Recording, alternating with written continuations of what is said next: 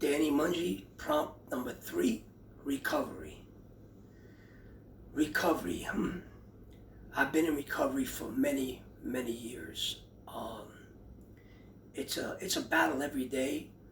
I've been sober for a long time, uh, but there's still certain places, if I drive by them, or certain people I'll see, and it will trigger something in me, to get that itch.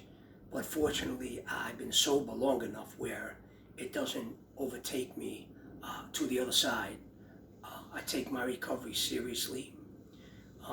It took a long time to build the trust back of my family, of my wife, who stuck by me while I was in prison, stuck by me through my relapses.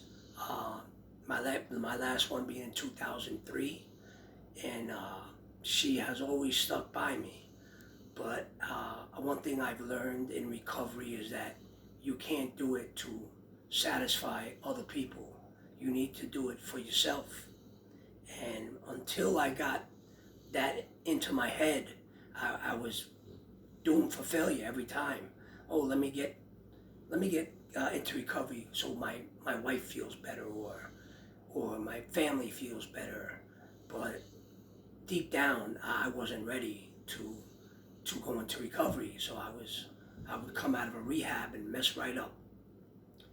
After 2003, I started taking my recovery seriously. Went into rehab. Um, Started to go to meetings. Got involved with church. I became a born again Christian, which plays an instrumental role in my recovery, because the men that I'm close to in the church, they know my history. So they're always, checking on me and, keeping me accountable, to making sure I go to meetings, to make sure that I know that I have an outlet if I ever get that itch to get high. I have an outlet to call them at any time of the night. And it's good to have a support system when you're in recovery.